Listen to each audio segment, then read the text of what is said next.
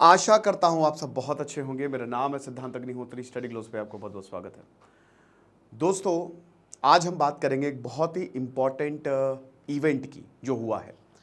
देखिए, मेरा अब ये मानना है कि रशिया और यूक्रेन को वॉर रोक देना चाहिए। मैं ये अब मानता हूँ। मैं इसके रीजंस बताऊंगा, लेकिन फिलहाल इस पे हम डिस्कस करते हैं कि क्या हुआ है।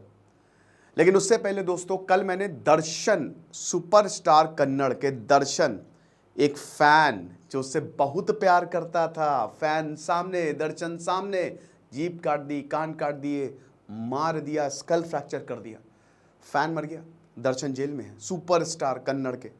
वो मैंने क्राइम अफेयर्स पे लेक्चर किया है, तो डिस्क्रिप्शन कमेंट बॉक्स पे लिंक दिया है। कल वो लेक्चर पब्लिक हुआ, आप उसको जरूर देखें और चैनल को जरूर सब्सक्राइब करें। तो बेसिकली यहाँ पे स्विस समिट हुई है, स्विट्जरलैंड में समिट हुई है, ठीक है ना। अब ये क्यों हुई है? ताकि यूक्रेन और रशिया वॉर एक कोई मतलब कॉमन ग्राउंड तैयार किया जाए और इस वॉर को रुकवाई जाए। लेकिन क्या हुआ है, चलिए हम बताते हैं। सबसे पहले तो भारत नहीं, पहले चलिए इंडिया का नहीं बताते हैं। अब स्विस समिट में यूक्रेन आया, यूरोपियन नेशंस थे तो यूक्रेन आएगा ही आएगा। स्विट्जरलैंड, इससे पहले जितने भी अगर आप वॉर देखो ना, तो स्विट्जरलैंड में ही समिट होती है, स्पेशली अगर यूरोप का वेस्ट का वॉर है। तो अब क्या हुआ कि यहाँ पे यूक्रेन आया, व्लादिमीर ज़ेलेंस्की ऐसे चलते चलते आए, वाह। अब वहाँ पे बैठे जॉर्जिया मेलोनी और सबके सब जितने भी यूरोपियंस थे, नेशंस थे, वहाँ पे बैठे। रशिया तो आएगा नहीं, रशिया ने बोला भाड़ में जा, भाग। व्लादिमीर पुतिन ने बोला चल चल चल चल चल तू जा रे, मैं नहीं आएगा। रशिया तो आया नहीं। चाइना और रशिया भाई भाई, तो चाइना ने बोला हम भी नहीं जाएंगे। भारत ने बहुत बढ़िया चाल चली है, जैसे भारत इंटरनेशनल पॉलिटिक्स को बैलेंस करता है, तो भारत ने भी कड़ा कदम उठाते हुए, ना पीएम मोदी गए, ना एस जयशंकर गए, बल्कि मोदी यूरोप में है इस समय, है ना, बट वो गए नहीं G7 के लिए, ठीक है। उन्होंने बोला हम पवन कपूर को, जो हमारे फर्स्ट सेक्रेटरी, उनको भेजते हैं, लेकिन कुछ साइन नहीं किया यहाँ पे, है ना, साइन नहीं करने का। तो रशिया खुश, यानी कि भारत ने मीटिंग भी अटेंड कर ली और साइन भी नहीं किया, ठीक है। अब बात यह है कि यहाँ पे जो समिट हुई है, स्विस समिट, रशिया ने तो अटेंड नहीं किया और बोला है वेस्ट ऑफ टाइम है। बच्चे क्या टाइम बर्बाद कर रहे हैं छोटी मोटी चीज़ों पे, टाइम का वेस्ट हुआ है, तो इससे कुछ होने नहीं वाला। भारत ने बोला कि ये जो कम्युनिक है हम इसको साइन नहीं करेंगे, क्योंकि भाई जो ऑप्शंस हैं भाई वो दोनों पार्टी को अवेलेबल। यहाँ पे ये जो पीस समिट थी ये यूक्रेन के लिए ज़्यादा थी, रशिया के लिए नहीं थी। वेस्ट ऑफ टाइम ही था, फर्जी थी। पीस जो कंडीशंस है वो दोनों नेशंस के लिए होनी चाहिए ना, यूक्रेन के लिए भी उतनी ही बाध्य हो, रशिया के लिए भी उतनी ही बाध्य हो, ठीक है, ये चीज़ है।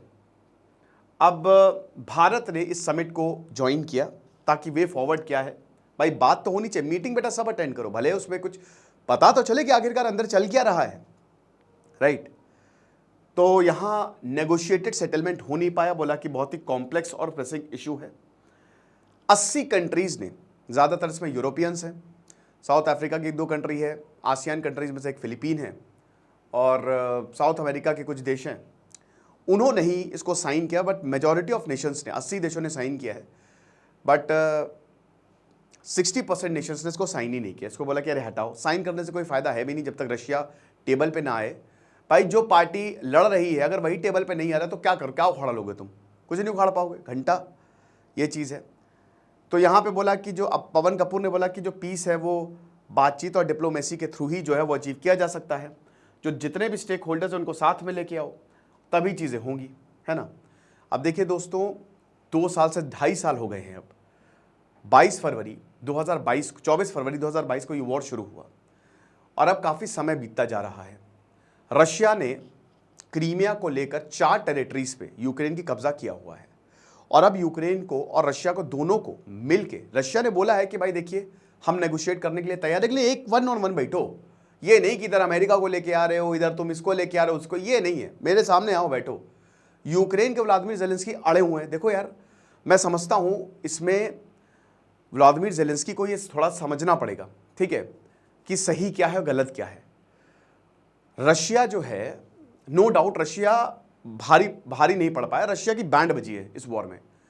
देखिए वही बता रहे ना कि जैसे भारत में बोला जाता है जैसे मिलिट्री को कट करो, मैं इससे बहुत ज़्यादा सहमत नहीं हूँ।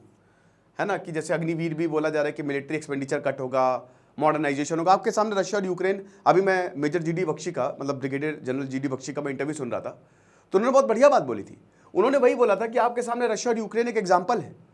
रशिया यूक्रेन में क्या हुआ, रशिया कह रहा था, बड़ा कह रहा था कि अरे ये वॉर हम 2 महीने के अंदर अंदर, हमारे पास ये वेपन है वो वेपन है, कुछ नहीं उखाड़ पाया।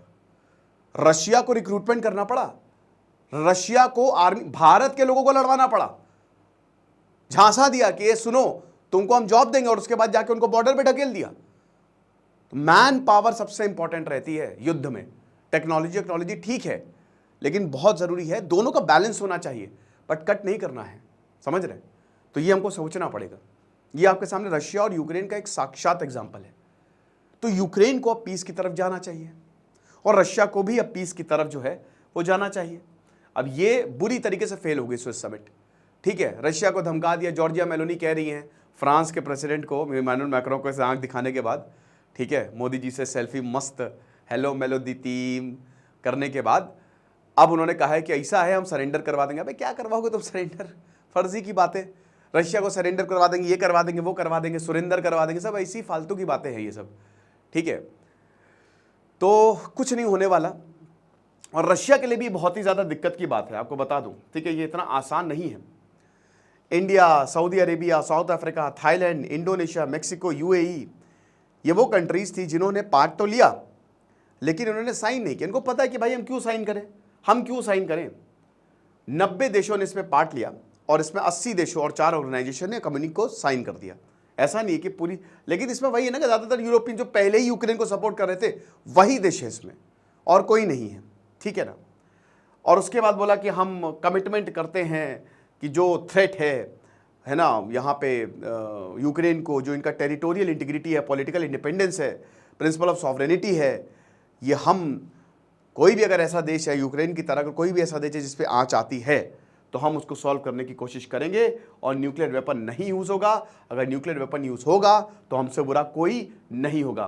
फूड सिक्योरिटी को वेपनाइज नहीं करना चाहिए। यूक्रेन के जो एग्रीकल्चरल प्रोडक्ट्स हैं उनको सिक्योरली और फ्रीली जो है वो थर्ड कंट्रीज़ को देना चाहिए। तो ये हमको समझना पड़ेगा, ठीक है।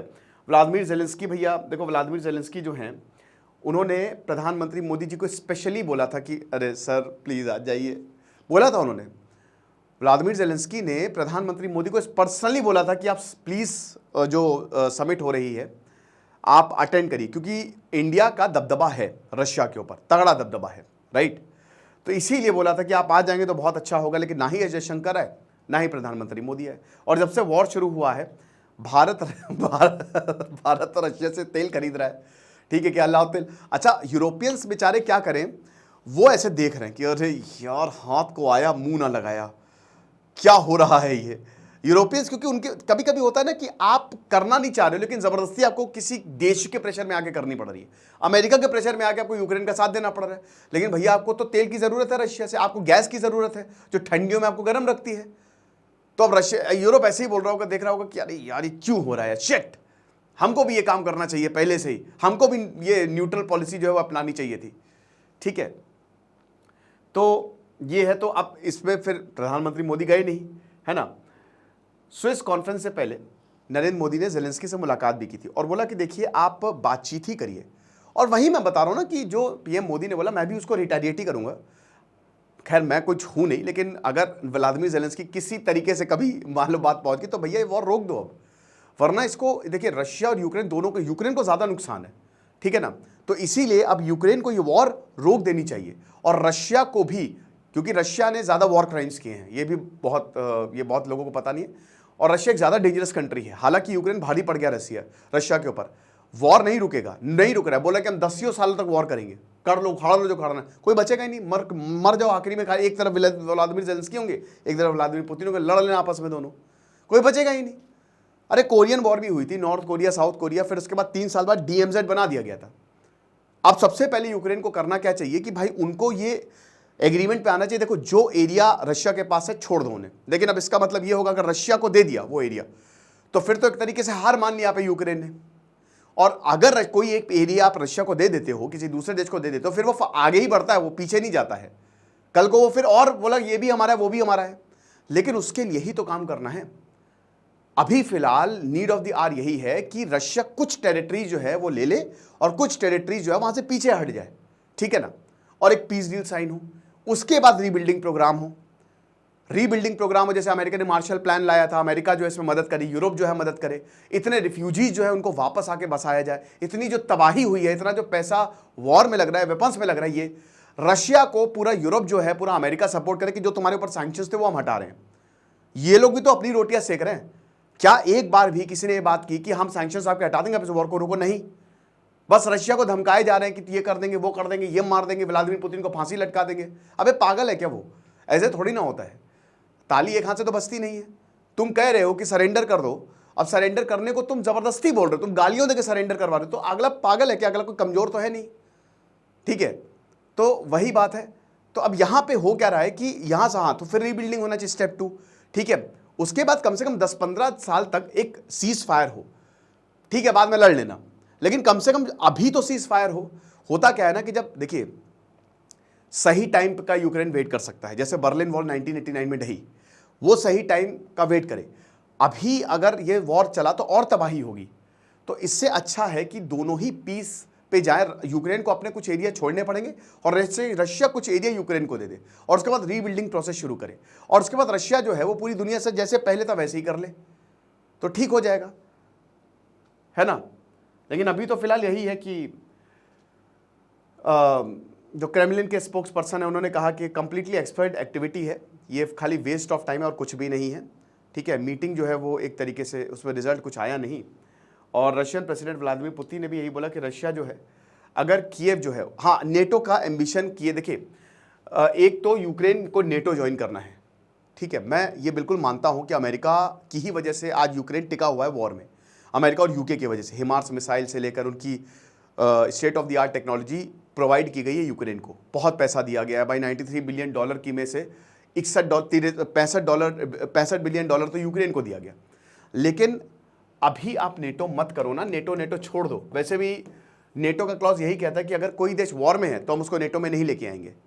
तो रशिया यही बोल रहा है कि जब नेटो के एम्बिशन छोड़ देगा और जो 4 प्रोविंसेस है वो मॉस्को को दे देगा, तो ही हम इस वॉर को, यही हमारा फाइनल। तो अब इसमें थोड़ा व्लादिमीर पुतिन को भी शांत होना पड़ेगा कि चलो अच्छा 4 नहीं 3 पे मान जाते, 1 तुम रख लो। फिर भी उसमें रशिया की जीत है और यूक्रेन की भी जीत है।